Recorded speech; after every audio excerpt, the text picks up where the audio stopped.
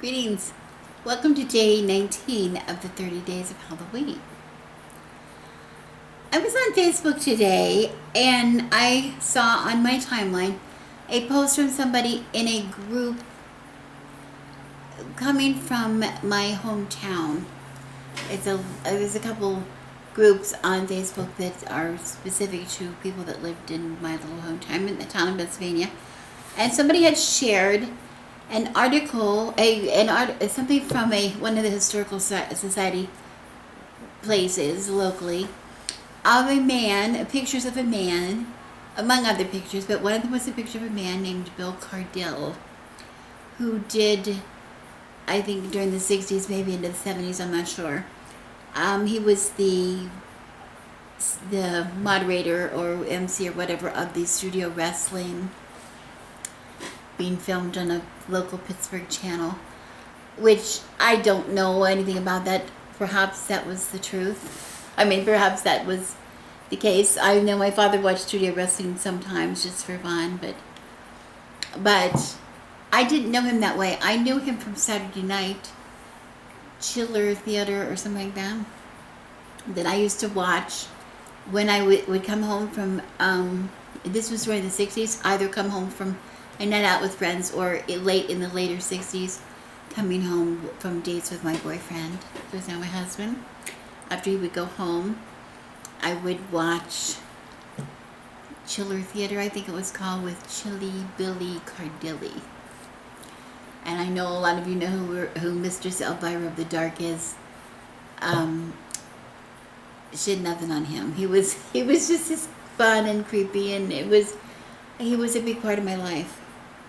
And there wasn't a big amount of movies, not a large catalog of titles, again, at that time, but there were quite a few. The ones that creeped me out the most were the attack of people, I don't know what they were even called, I haven't seen them since, really. People escapes scary mental people from the asylums. When they got out of the asylums, they broke out of the asylums. And they came towards the house slowly in this catatonic state from all their drugged stupor, from being drugged. And they would come towards the houses and they would claw at the windows and claw at the doors. And oh, that was so scary. It sounds silly today. It also sounds a lot like the predecessor of zombie movies, which I have to say, when I was a girl, I didn't think anything of zombies. I didn't even really know much of zombies, I don't think. And of course, I think the political correctness, we stopped talking, making fun and being scared perhaps of people that were in asylums. We realized that's not, something to make fun of or to even fear. So maybe that whole idea of the zombies then coming slowly towards you, which I have to admit drove me crazy, because I kept thinking to myself, and I still do today, how can you be afraid of a zombie? First of all, a zombie is just stupid to me. But first of all, a zombie moves so slowly, like if you can't outrun a zombie, give it up, right? Somebody told me, well, they're scary because they never stop. Well, I still don't buy it. And are people even scared of zombies anymore? Because people now, I know personal friends of mine who dress up like zombies and go out into events. They're in the streets acting like zombies walking down the street. We used to be scared of the vampires, of Dracula. That was so scary. When Dracula came on, or any vampire movie came on, Chilly Billy Cardilli at the Chiller Theater, oh, I used to be so scared. I loved, that was a good kind of scary though, because I really liked that. But the vampires, for some reason, stopped to be scary. There were movies that came out in the 70s that were funny, featuring vampires. And maybe in the 80s or 90s, then the vampire somewhere along the line turned very sexy. And he became like a sex idol, everybody thought, oh, that's a hunk of that guy. I like some of that guy. Come suck my blood, right? We stopped being frightened. And I'm wondering today, what are we afraid of today? What are people afraid of today? And this whole business of being afraid and being what scared us. You know, when we talk about things that happened, of course, hundreds of years ago, the only stories that people had about what happened, things that happened to them, they could tell another person, and then the other person would tell it, and it might have changed, or it might have gotten bigger and bigger than it was. And experiences that everybody has had experiences that they really can't explain, or that really scared them for whatever reason. I remember being a teenager, and you know, I lived in a very small town in a rural area. There were many old houses, many houses out in the country on long winding roads without any light. There's no lights out there, and there's no neighbors, and you drive and you come to an old farmhouse, secluded farmhouse, and there's all kinds of stories that go with a lot of these houses. People that died, of course, a lot of people really did die in these houses. But I remember one night being with my husband, he was my boyfriend at the time, and our friends, another couple, in the car, and we were out riding around, and we came upon this house, and we were telling each other scary stories, how you do, as teenagers, you know, you tell each other scary stories sometimes, and there was a house that we were to check out because it was supposedly haunted, somebody's house. Nobody lives there anymore, it was all boarded up. And we went out and just looked, and it was, of course, nighttime, and we went out and looked at the house, stopped the car, put up in the driveway, and just was looking at the house, and the windows were all boarded up, and the upstairs windows were all boarded. And most of the windows were boarded in the house, if you were not. But completely covering the window. No way to get into the house. Maybe the glass had been broken, whatever. The windows, they were bored. There were boards over the windows. And we were sitting there trying to imagine, you know, what kind of stories maybe went with that house. And all of a sudden, we saw a light in one of the upstairs windows. The whole window lit up. Which got our attention right away, but then we realized that window was boarded up. How are we seeing a light in the window?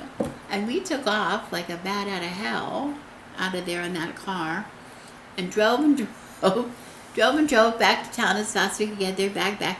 And we got into town, and we entered the bottom end of town, and we drove up the hill, the street, up the hill, came to the top of the hill where there was a stop sign, and we stopped at the stop sign.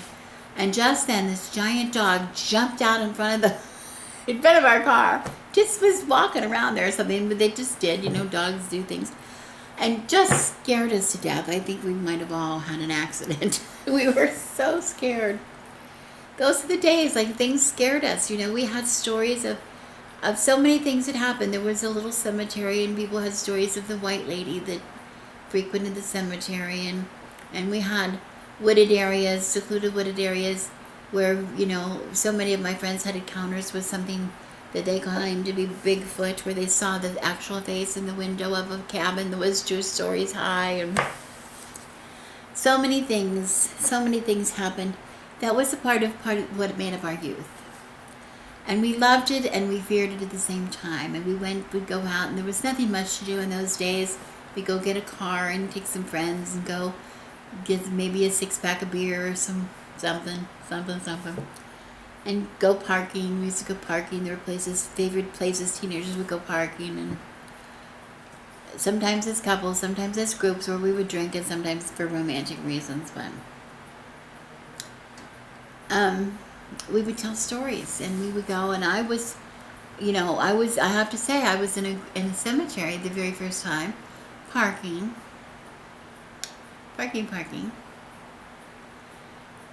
with my boyfriend, when I heard the story of the hook for the first time. And everybody knows the story of the hook, where it comes on the radio, an escaped crazy murderer who has one arm for a hook is out looking for somebody to kill, I guess. And I got really scared. And the story was that the girl gets really scared, and she insisted that the boyfriend drive away, and he drove her real fast, and he got to her house, and he came around to open the car door to let her out, and the bloody hook was hanging on the door.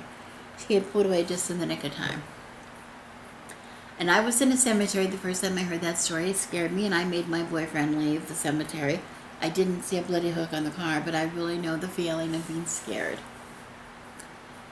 We look at those stories now, and we wonder what it was that scared us.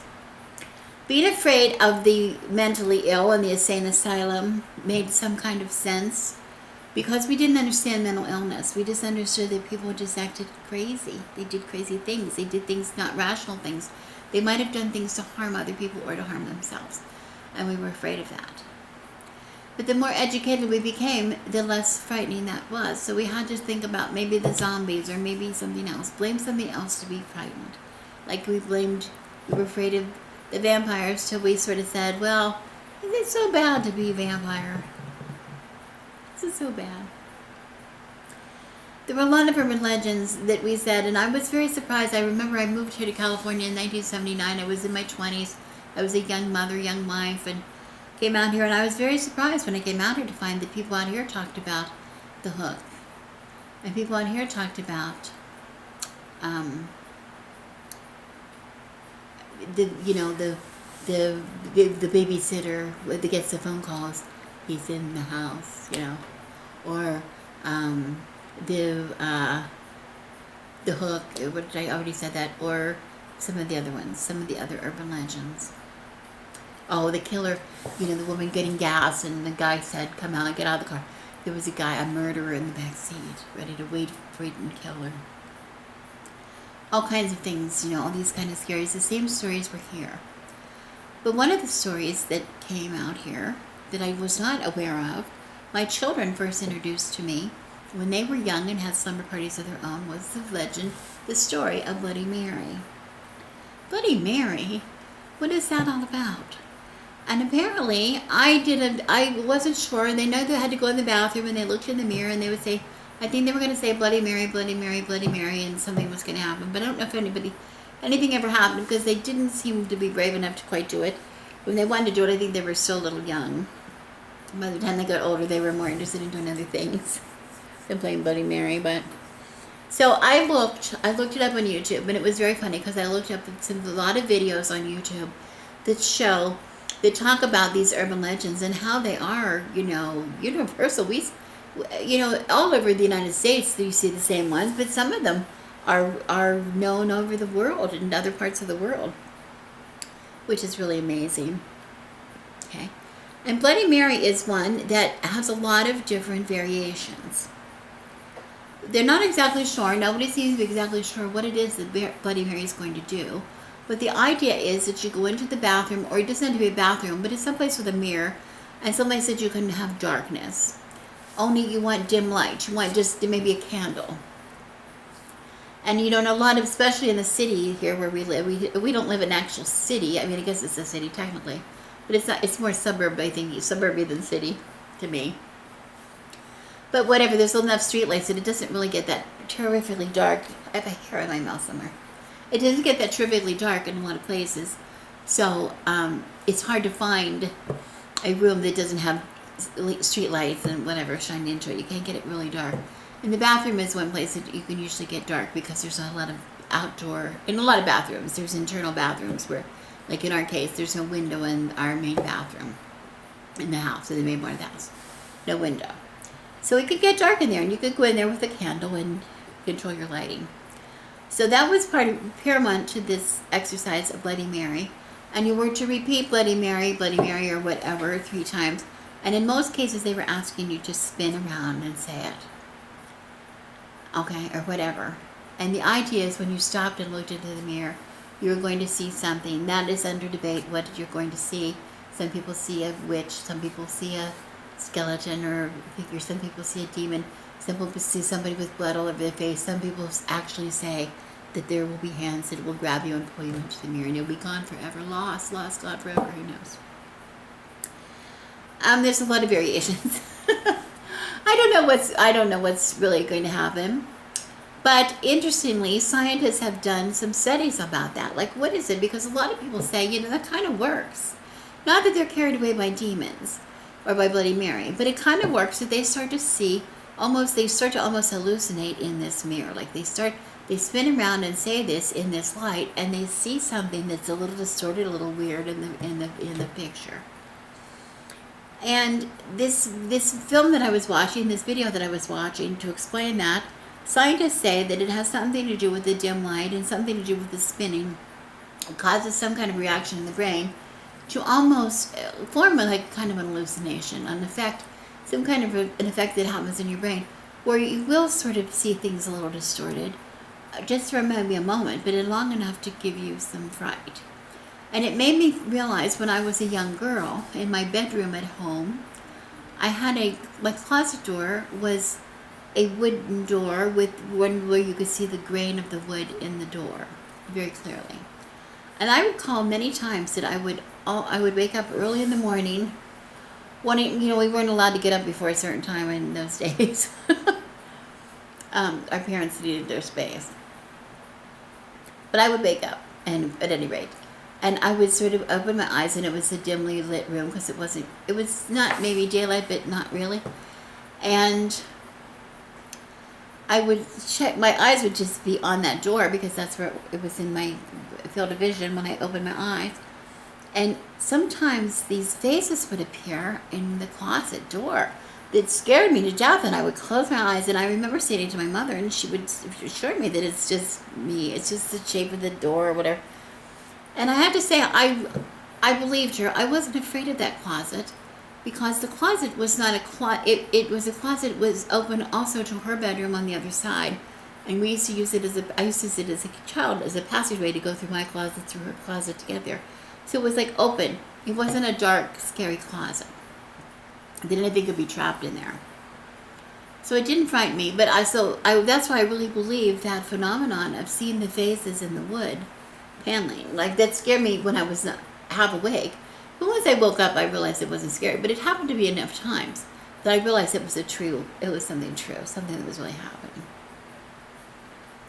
Okay. I think what we fear, things that we fear, changes over time with our understanding. The more we start to know about something, the less fearful we are of it. But we still have some things that we can't explain. And I'm just wondering in the future, what kind of urban legends, if any, are we going to have? Because remember in the days when I'm talking about, when I was a child and even a young bride, the internet, there was not an internet in our life. It was word of mouth that told these things. It was experiences that told these things.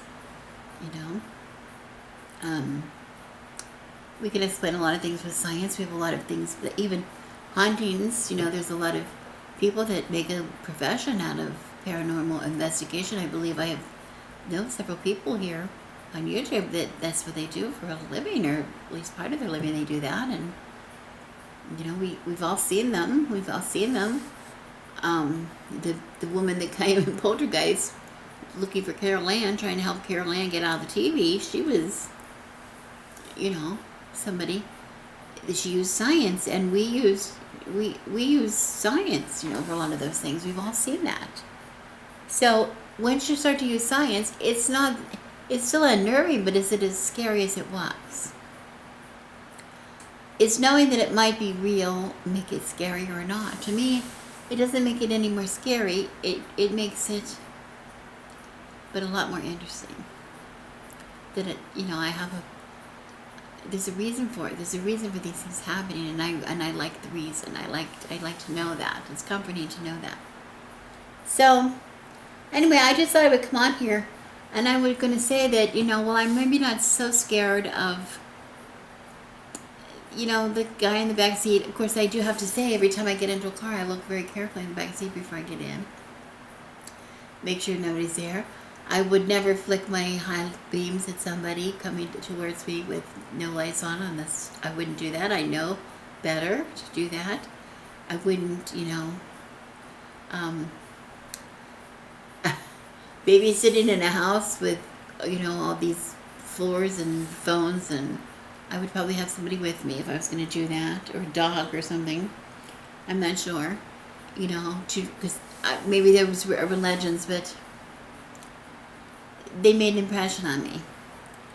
Bloody Mary, not so sure. I don't even know where the term Bloody Mary came from. It wasn't even a person named Mary.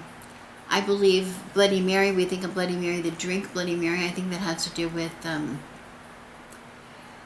I think Mary Tudor, they called her Bloody Mary because she had several hundred, 200 or 300 Protestants burned at the stake during her reign as queen. There was the daughter of Henry VIII and Catherine of Aragon, I believe. She was nicknamed Bloody Mary. I think perhaps the drink is supposed to come from her. I'm not sure. I think she was called Bloody Mary, but I don't think Tudor England or Queen ever downed any Bloody Mary beverage. So that might be a coincidence. So I don't know how it actually got its name. I'm not even sure about that. But all I do know, and I am certainly not sure of the urban legend that goes with the Bloody Mary, but I am sure of one thing. I know my Bloody Marys. I know my Bloody Marys. And I'm going to just take a minute and I'm going to share that with you today. I make Bloody Marys all the time. It's my favorite cocktail, I believe.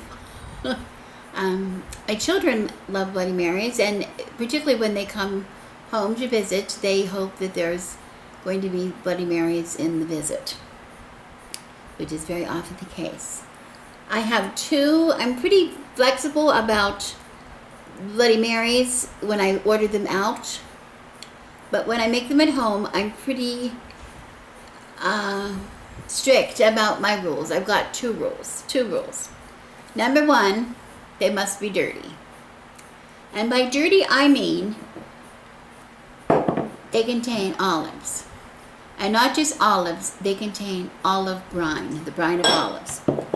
And when we empty a jar of olives, we keep the brine behind. I don't know if you can see that or not. We keep it for two reasons. Mainly, my husband will drink pickle juice or olive brine, pickled brine or olive brine when he gets leg cramps. But other than that, we keep this for Bloody Marys. We usually strain it. If it looks like it has little bits of olives in it, we will strain it. If it doesn't, it's good. But we just keep these jars in our refrigerator, and we go through them pretty fast. But I'm going to make you. My second rule is that they be made in a jar. I don't really have measurements for my Bloody Marys. I got the habit of making the Bloody Marys in a jar from my college roommate, who taught me there was no greater security than having a jar of Bloody Marys in the refrigerator, ready for whenever you had the desire, which is a really lovely way to be prepared. I don't do that all the time, but when I make them in a jar, and then you have one or two or whatever, and then whatever's left you keep in the jar for another day, and they really last well. You just have to shake it up. So I'm used to making them in the jar, so I tried hard to try to figure out a recipe to see, try measurements to see if I could give you an estimation of what kind of measurements I use in case you wanted to make a Bloody Mary. But, so I'll give you, but of course realizing that everybody's idea of a Bloody Mary is different. Some people like pickle juice, some people like onions, some people like celery. If I don't make it dirty with the olive brine, I will use celery. I'll have celery in it, maybe some celery seed, because I like the way the Bloody Mary is. The celery drinks up the Bloody Mary, and then you eat the celery last, and that's delicious. Well, in this case, I'm going to be using olives for that very purpose. But I do like that. A lot of people put horseradish in their Bloody Marys. I do not, because most of my friends and family do not appreciate horseradish. But I will drink it with horseradish, sure, why not? But this recipe does not have that in it. So you just make what's right for you. But I do have one rule, absolute rule, when I make them at home. I do not use tomato juice. I use V8. I love V8. We drink V8 for breakfast. I just love V8, but I love it for Bloody Marys. It's just a perfect blend And so that's going to be the basis. I'm going to shake this real well. And then I use for this jar, you know how this is a quart jar. It's a mayonnaise jar actually. It has this bend here, and I'm going for about halfway of this main part of the jar, about halfway up, and that's going to be, I think it's about 1 3/4 cup if you were using a recipe, but I'm just going to estimate it, and I'm going to pour, and I'm going to stop when I get halfway up to this part of the jar, halfway. Now, I don't want to go clear to the top because I have to have room to shake. That's why I'm making sure I leave space, okay? The second one is vodka. Of course, I use vodka. Some people put some other things in their Bloody Mary too with the vodka. Most of them have Bloody Mary in them. I mean, vodka. Some other people put maybe something with it. Oh, my dogs are crazy. Was a dog moving my camera? I hope we're so good. Hope we're so good. For my vodka, I want about, I don't want to go to the break. I want to come down from the break about 3/4 of an inch. That's just how I estimate. And I think when I tried to get a measurement on that, it was something like 1 cup of vodka takes me just up to about this space. So I'm going to add, and this is vodka of the gods, which I buy from Trader Joe's all the time. But any kind of vodka, your favorite vodka works. And I'm adding, it ends up to be a little less than, well, it's about 1 to 2, 1 part. Now, this seems like a lot of vodka. But there you see, I cut short. I'm about 3/4 of an inch down from here. And I'm going to fill up this space up to the break of the jar with my other main ingredient. And that's going to be the brine. And I'm putting it through here just in case it has any pieces in it. And there we go. Up to the where the jar has a break. Okay? Now I have 2 more ingredients that I'm going to put in here. I'm going to get a measuring spoon here because I was trying to figure out how much I put in there and kind of estimating. So I think I'm going to get a measuring spoon to give you an idea what I really put in there. I put Worcestershire. We love this. And the reason I think this always goes in it is because this is something we always have in our kitchen. So we can always, as long as we have the V8, we're good. And I think I'm going to use like a tablespoon of this. See how much that is. I can really tell by the color. So let me see. If I add that, I think that's right. And then I have hot sauce, another ingredient that I have all the time in my house. This is something that we make from the chilies we grow in our garden. And it varies in spice, how hot it is from year to year, because we use basically serranos, jalapenos, and this year we had a third one. I haven't made it this year, but it was, I think this one might have had a couple other red ones in there too from what we grew last year. But every year it varies a little bit. It's a combination, but they're from the red chilies. And so this one I'm going to do I do between 1 and 2 tablespoons. But if it's too hot for you, I think I'm going to try 2. Because we kind of like it spicy. And this hot sauce is not the hottest that we've had. It's not the hottest. So we have that. And then, one last thing before we shake is a nice grinding of black pepper. Now some people again add celery seed. Oh, people add a lot of things, but for me this is just a good basic. And see, I still have enough room to shake at the top. That's the most important thing, so I want to be able to shake it. And that's the color that I'm looking for. I don't know if you can see that. But it has deepened the color. The Worcestershire has made that be a nice color. And all I'm going to do now is, these are the important parts. We have to have ice. We have to have a good amount of ice.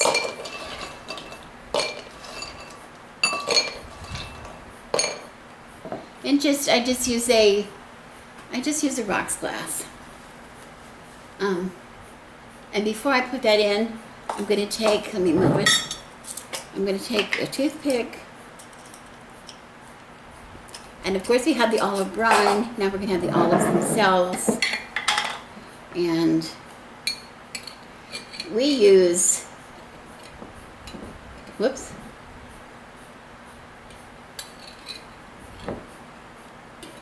We use garlic stuffed olives. We eat these by the ton in my family. We eat them in salads. We eat them for, I could have used a spoon to get that out of. We eat them eat them for salad, eat them for snacks. But the thing about this Bloody Mary, whatever you put in the Bloody Mary, this is the trick to having a delicious Bloody Mary. It's going to absorb the Bloody Mary. And so you drink the Bloody Mary, and then when you're all done, you have those beautiful olives or beautiful slice of celery or whatever you have. And then a little bit of lime, fresh from my tree. And there we go. And let's see what that tastes like.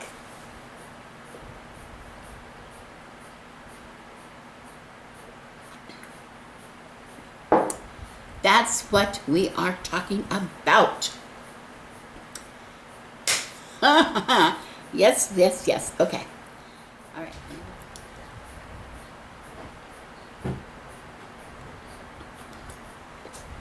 Oh, yes. Yes, yes, yes. That is the perfect amount. The perfect amount of hot sauce. And like I said, you let the olives just sit in there. You let them sit, and when you get down to the bottom,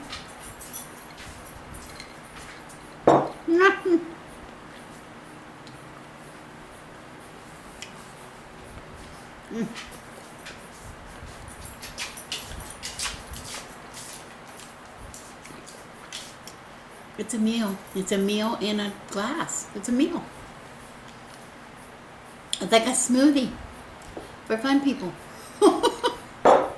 No, I mean that. I love smoothies, but this is really good. It's really good. Might not be your thing, but it's my thing, and it certainly is my Bloody Mary thing. That's about the only Bloody Mary I want in my life. Thanks for watching, and I'll see you tomorrow. I'm Rebecca, and I wish you blessings.